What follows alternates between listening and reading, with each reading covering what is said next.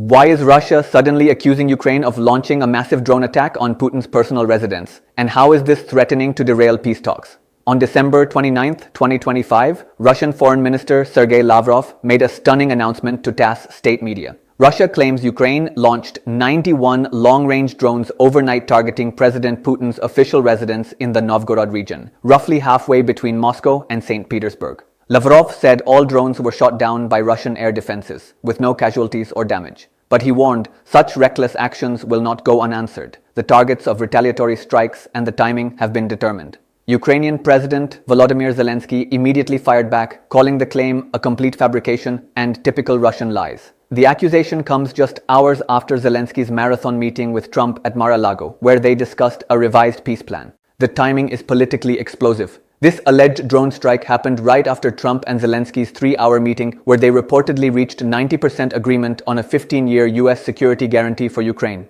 Trump was reportedly shocked and outraged when Putin informed him of the attack during their Monday morning call. The White House confirmed the Trump-Putin call was positive, but didn't address Russia's version of events. Lavrov directly linked the attack to peace talks, stating this action was carried out during intensive negotiations between Russia and the US. Zelensky accused Putin of using dangerous statements to undermine all achievements of our shared diplomatic efforts with President Trump. The Ukrainian leader warned, "It is critical that the world doesn't stay silent now. We cannot allow Russia to undermine the work on achieving a lasting peace." Russia is threatening to walk away from negotiations. Lavrov announced Russia would review its negotiating position and revise its stance due to the criminal Kyiv regime's shift to state terrorism.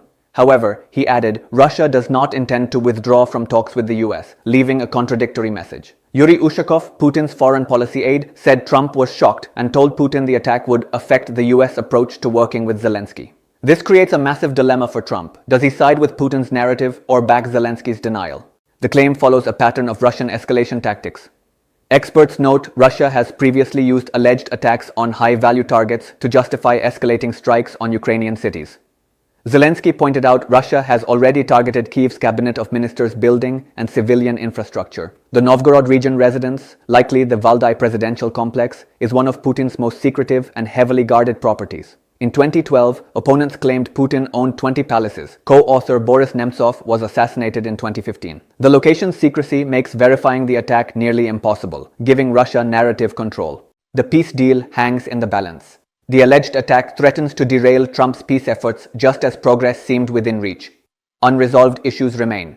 Russia demands full control of Donbas, while Ukraine insists on a referendum for any territorial concessions. Russia currently controls 75% of Donetsk and 99% of Luhansk. If Putin uses this alleged attack as pretext to abandon talks, the war could escalate dramatically.